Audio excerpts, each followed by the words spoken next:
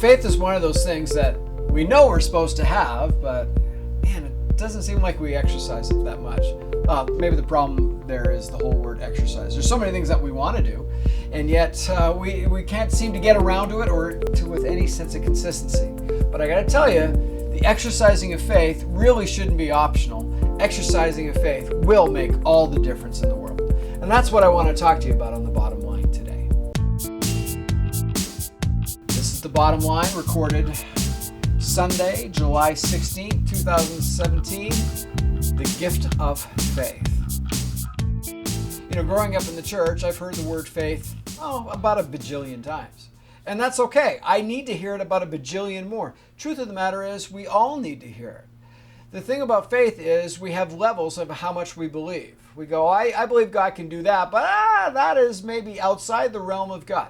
Folks, I'm telling you, faith is faith is faith is faith. You either believe God can do it all, or you believe that he doesn't do anything.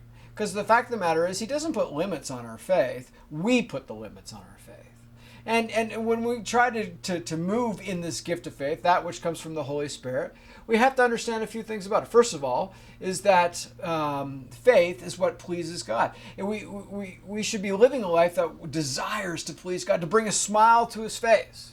Certainly with my folks as a kid, I wanted to make them happy. If you want to make God smile today, begin to move in faith. Secondly, there's this whole idea of basking. Now, truthfully, I was really looking for another word because no one uses the word bask anymore.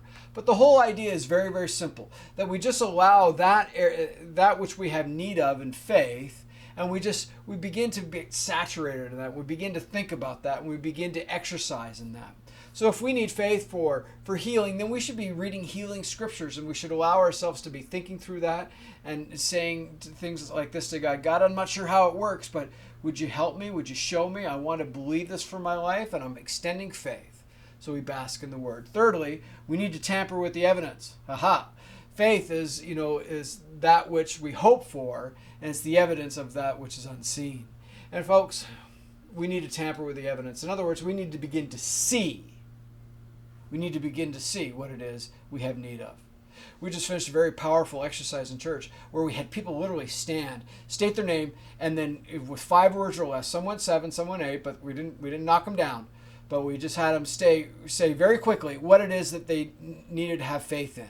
And it was powerful because it's very easy for us to believe for others. I can believe for any one of you about a major thing. If you say you have terminal cancer, I believe that God can heal you. And I would have no problem praying about that. I'm believing for it. But if I have terminal cancer, then I'm like, oh man, can God really do that? And so we have a hard time exercising faith first. So the best way to exercise faith is to raise faith. So as an exercise, we prayed for all these people that stood up, and our faith began to rise. And as it began to rise, we started to think this. You know what? If God can do that for them, God can do these things for me as well. And so we need to tamper with the evidence and begin to see what it is that we're having faith for. So if we're believing for a son that's away from Jesus today, we need to see that son serving the Lord. If we're believing for a car to get us to work because the one we're driving now breaks down every third day, then we need to picture a car that gets us to work. When we need to believe for family reconciliation, then we begin to see the family reconciled around a holiday table, all enjoying a meal together. We put faith into action. We put faith becomes the evidence.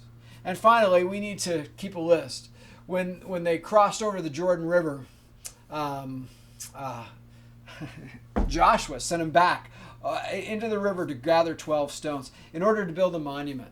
And those were to be a reminder of all the things that God has done. And folks, just want to encourage you that faith is best exercised as we remember what God has done.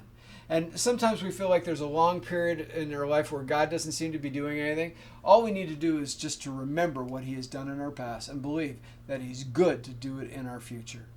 The problem, we get so overwhelmed with life, we forget that God can. And I'm here to tell you today that the gift of faith can change everything in your life. Don't push it aside. Don't put exercise in front of it and everything else.